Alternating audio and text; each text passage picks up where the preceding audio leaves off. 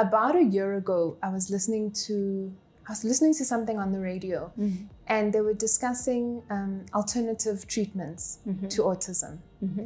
And I imagine you encounter that every single day. Yes. and some of them were extremely expensive. I mean, one of them was a certain type of goat milk that they imported from overseas. It was in excess of The biggest tens one was of camels. thousands. Yes.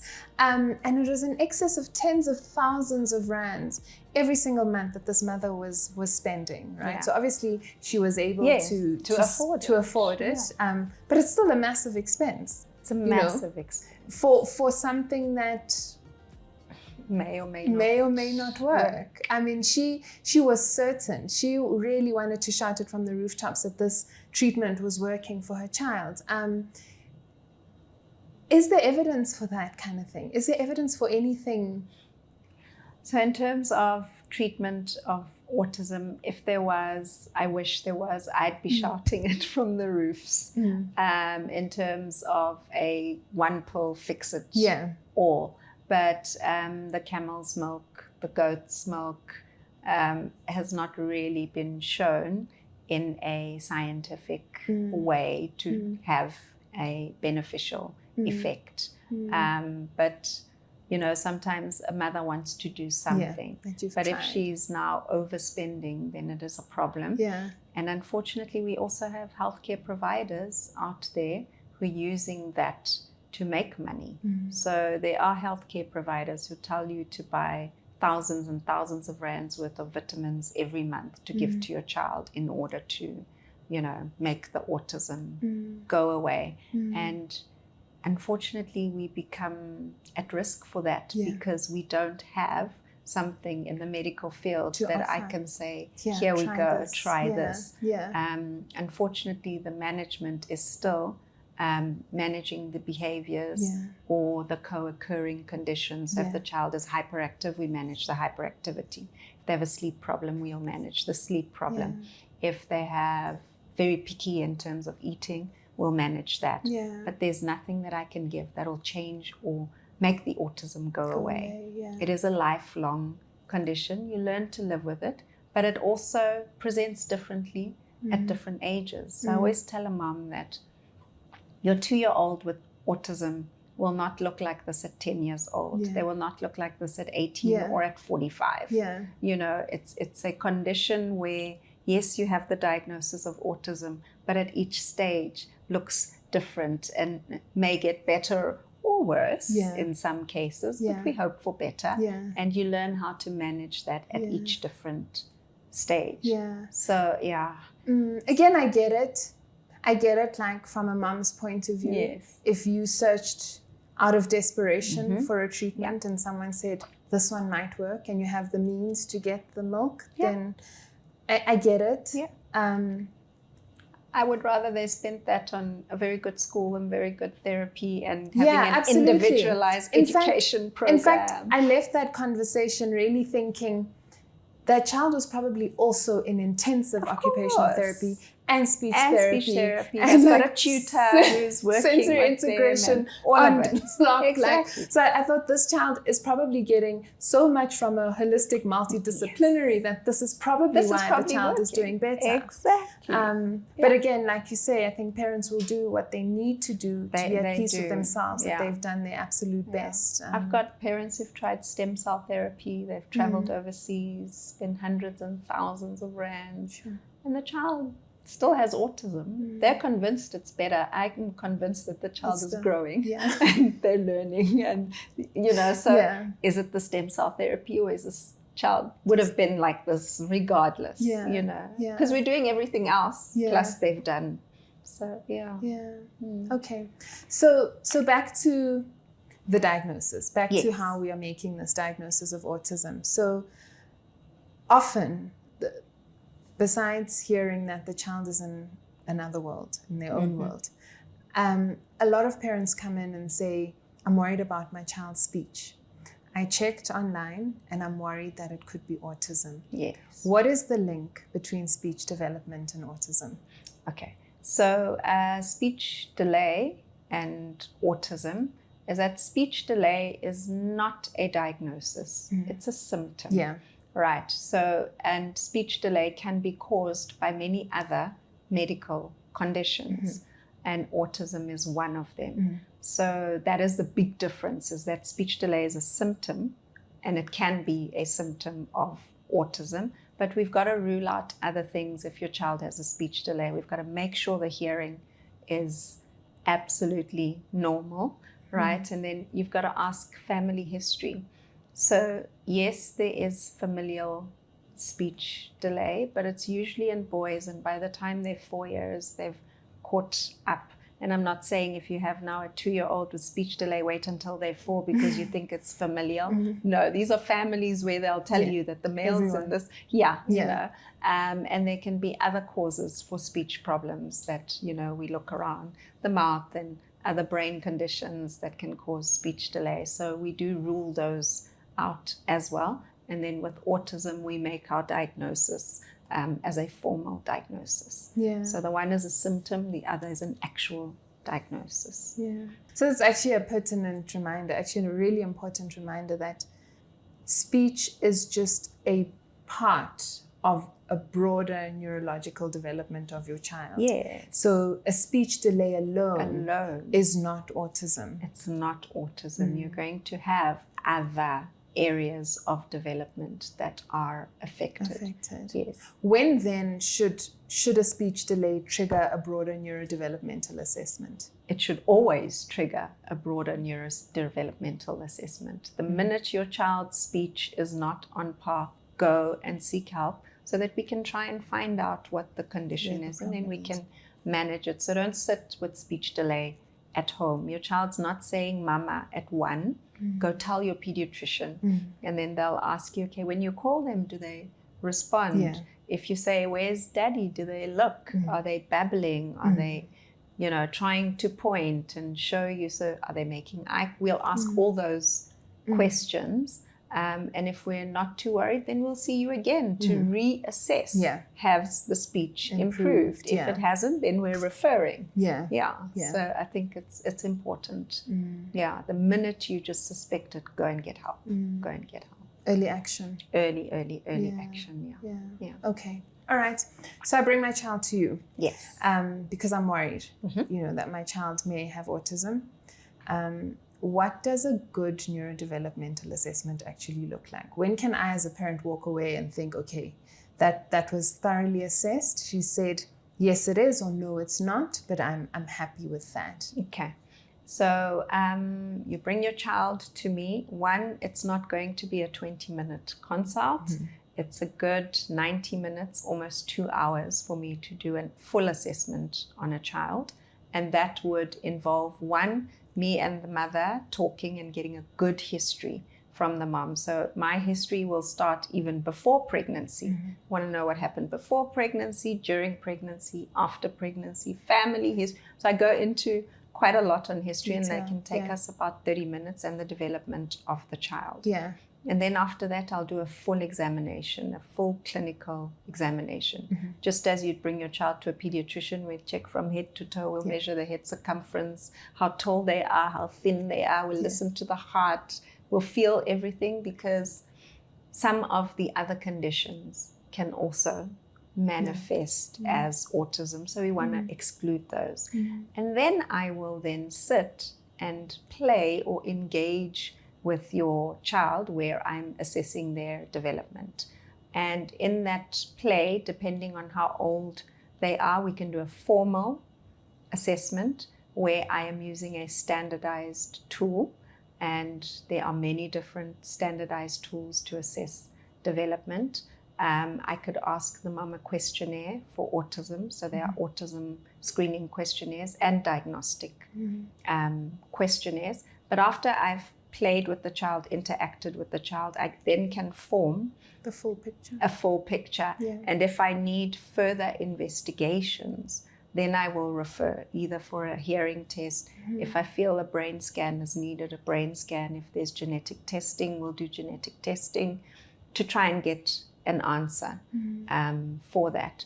So you asked in terms of walking away and feeling like this is a good examination. I don't want to put anyone down who doesn't do this the way good I one. do it, right?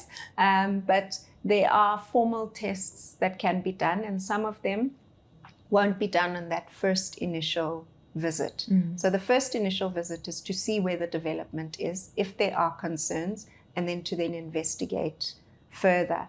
If I mean further, I'm talking I may refer for the formal assessment, which will require another visit and may require more payment. This will be what we call our kind of gold standard for diagnosing autism. It's an ADOS, or an Autism Diagnostic Observation Schedule, where it's a play-based assessment, and we assess how the child responds to certain everyday play situations. And it has been tested and used, and it's the one that'll give you a yes or a no. Most definitely. Is it speech delay? Is it autism? Is it some other condition? There are others. It's not just the ADOS, but it's the one that we use. There's the ADI. There are many others, the 3DDI. So there are other diagnostic formal assessments. They take time to do and require another visit on top of the first assessment. We don't do it for every single child, and not every single child requires one. Some of them will fulfill the criteria that we use, which are DSM-5 criteria. If they fulfill those and have done a childhood autism rating scale, we can make that diagnosis. But if it's a child where I'm not 100% sure, is this just speech with some sensory issues, or is it now autism as well, then we can do the formal testing. But technically, if we had the time and the resources, we would do it on everyone. So it does sound quite intensive. It is. And that's also why the waiting list, because we can only see a certain number of patients a day. Thanks for that. I think for parents, it'll help to kind of alleviate the fears around the assessment itself, and also just prepare them that it's not a one visit and done. Not one visit, I mean, I've had kids where I've tried to, so I've taken the history, I've tried to examine, they don't want to be examined. You try to play, and then the next visit I'm on some, where is he most comfortable? And mom says at home. I was like, okay, I'm coming to your house. And then we make another visit, and I come to the house and do the assessment. There, sometimes you can do the assessment at school or at creche, because sometimes they're so anxious, they don't want to be in that situation. So, with the diagnosis of autism, you mentioned earlier that, could it just be a speech problem? Could it be a speech and hearing issue? Or could it be an issue of, sensory integration? Is it a sensory processing issue? What do those look like? How do those present? So, with autism, I mentioned the diagnosis is that it's communication and socialization. There is a third part. It's actually a second part, but it's called restricted repetitive behaviors, and they can have sensory issues. This is when the children are hyper, meaning oversensitive, or hypo, meaning undersensitive to certain stimuli. And we look at the 5 senses.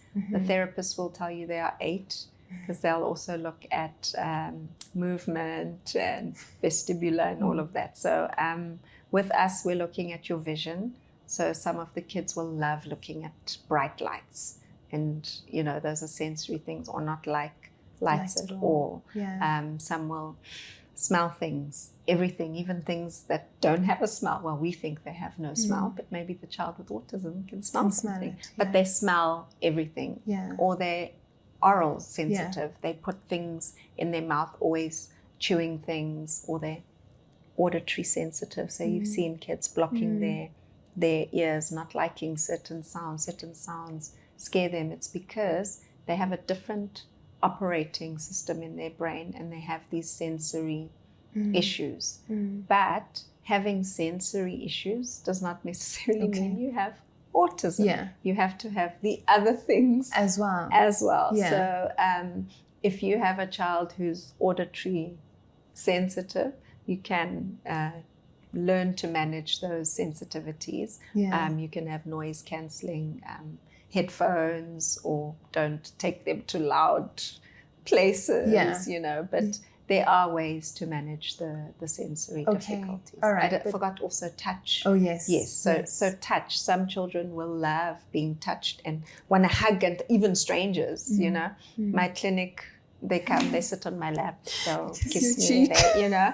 And then there are those kids who don't want to be touched, so much so they take off everything. They don't even want to put clothes on because it's so, you know, they're tactile sensitive, so they don't want anything on them. And you've got to understand your child and deal with their sensory issues. And there are ways to getting around these sensory issues. I mean, all that I'm hearing repeatedly is the importance of a proper assessment. Yes, because it could be a lot of things. Yeah. What other mimickers are there? Other things that could mimic autism? Sure, that makes it very difficult in terms of mimickers of autism. It's more looking at the holistic picture, because I can tell you there are genetic conditions that will then present or mimic autism, or metabolic conditions that can mimic autism or present like autism. So it is difficult, but you can make the diagnosis of the autism, and then I go and rule out all the other causes. Hence the brain scan. The blood tests. So I'm a parent. Yes. I've just received the diagnosis of autism in my child, right? Firstly, what do I look at? I now need to find a school for him. What do I look at in terms of finding the school? What does the schooling journey look like for my child? It is a difficult one in that, in our context, in our South African context, we've come a long way from where we were before, but we do now have autism-specific schools that cater for children who are on the spectrum. And it does not mean that every single child with autism must go to an autism school. We said it's a spectrum from the beginning. And so you can have a diagnosis of autism, but have autism with normal intelligence. And if your autism is not so severe that you can cope in a mainstream school, we'll put you in a mainstream school. So when we do the diagnosis and we diagnose the child with autism, we also will do an intellectual assessment. Maybe not a formal IQ assessment, but there are some kids I do send for formal IQ testing just to see where their academic potential and level is at. Because then if they can cope with a mainstream curriculum, then they must go do the mainstream curriculum. Whether that is in a remedial school or whether that is in a mainstream school depends on how they socialize and all the other sensitive sensory issues. If the children, though, cannot cope with a mainstream curriculum, or their sensory issues or their restricted repetitive behaviors are a lot, then they're going to need a supported environment. And in that supported environment, they're going to need a therapist, speech, OT, physio, and then the way the teacher also teaches the content will have to be adjusted. So in the autism schools, they offer an adapted curriculum, and they provide the therapy at the school. So in first world countries, it would be amazing to have inclusive education where each child has their individual education plan, and you are in a classroom with typically developing kids your age, but you've got your education plan, and you can have a teacher's assistant or an assistant next to you who helps you. So there are many ways, but it is something that I discuss with every parent. And obviously in a 2-year-old, I'm not going to be saying, hey, mommy, your child, we need to know. As the child grows, when they're about 4, 5, 6, that's when we start saying, okay, mommy, let's look at schooling and what we're going to do about schooling. So not all the children will land up having to be in an autism school because their intellect is a spectrum. So different. I have kids who are brilliant and can do things I can't do faster than a calculator. So, you know, you want to stimulate that and not say one one size fits all. Yeah. So I like that. It's an individual journey for each parent. And at home, what can the family do to help support their child? There's a lot that they do, and I give advice all the time with every single patient that I see. So a lot of parents, once you get the diagnosis, will do everything for the child, and I'm like, no, don't do it. Don't do everything for the child. Your child is now 7, 8. They should learn to make themselves a sandwich, a snack. Teach them, and they're like, huh? And then they'll say, I still bath him. And I'm like, why? Because he can't wring the face cloth. And I'm like, then don't use a face cloth, use a sponge. Or use those gloves. So the things at home is, mothers, please don't do everything for your children. Remember that, yes, it's a diagnosis of autism, but you can still teach them the activities of daily living so that they are independent. And that's what they want. They also want to be independent. So even with potty training, don't leave your child because they're not speaking and say, well, they're not speaking, can't tell me. You train that child, they can still get potty trained even if they have no speech yet, So in terms of being at home and supporting, it's understanding your child. If your home environment needs to be adjusted for your child, if they don't like bright lights, then maybe dim the lights in their bedroom. If they don't like loud noises and you've got other kids around, then you can get them some headphones, certain clothes that they don't like. So there's lots of things you can do at home to support your child. This is where your child should thrive. So support them, don't hide them, don't ignore them, teach them. And don't baby them as well. Don't baby. That is such an important one. Don't baby them. Don't. Sure. So I think the diagnosis of autism, receiving a diagnosis of autism, is an extremely challenging thing to go through. I think I've seen how some parents will say to me, I'm actually so relieved because now I know what's going on and my child can get the help that they need. But then I've also seen parents who are so saddened by the diagnosis, almost devastated to the point where it breaks families, Are there support structures available out there for families and parents who are navigating raising a child with autism? Yes. So there are many support structures, but we've got to start small and then work big. There are formal support like Autism South Africa. There's Mothers of Children with Autism, MAKWA. So there are parent support groups, which is great. But we've actually got to start with the mother who's sitting in front of you. You've just given the diagnosis. You as the healthcare provider or the therapist need to support that mom. What I always say is, I haven't changed your child. You came in here 2 hours ago with the same child. It's still the same child who walked in here. All I've done is give it a name. And the reason I've given it a name and called it autism, you came in and said, speech delay, I'm worried. I've now given it a name. This name is going to help us get access to services.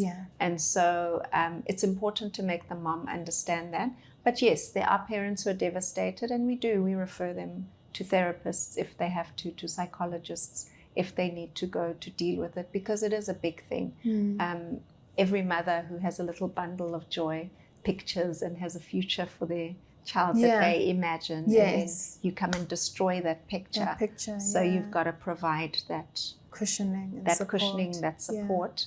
And I always tell them, you can go back, and when you come back, even if you've written a whole page of questions, we'll deal with those. Let's deal with the questions. But empowering the moms actually helps the child, because then the mom will go and become an advocate for the child. They'll go do the research and they come and tell me, yo, doc, I went and did this and did this, I've done this. So empowering the mom is where we can start and then we can take it from there. But awareness, school awareness, other kids being aware, even my own kids, they need to be aware that there are children who are neurodiverse, so and that acceptance in society, accepting will help support these parents. Absolutely. But I find the biggest place is families. That's where it breaks down. Yeah. So the mother will tell you, Doc, I can talk to you. I've got parents, a parent support group, but in my house, nobody understands. Yeah. And so that's where we need to kind of break it. Yeah. Okay. If you could leave parents with one pearl around the diagnosis of autism, around navigating it, what would you say? These children are amazing, and they have the potential to reach their own potential. And what you've got to do is support them. So if you're suspecting that your child may have autism, don't sit and wait. Go and get help. It is there. It is a journey. It's not a tomorrow we'll get a diagnosis, but go and get help. Don't sit around and wait. You're not helping your child. If you want to help them, go and get a diagnosis. But yeah, they do well when they are supported. It's not the same 2-year-old that I see at 14 and I'm like, wow. Who is this Even child? if they can't speak and they're non-verbal, they can be independent. They thrive. Yes. That's amazing. That's such an encouraging way to end off, actually. Thank you. Thank you so much for joining us. I leave this conversation so enlightened and empowered. And I imagine it's the same for the parents that are listening. So if you're listening today and feeling overwhelmed, remember this. Autism is not a tragedy. Uncertainty is not failure. And seeking clarity is an act of love. Thank you so much for joining me today. Until the next time, stay kind and stay curious.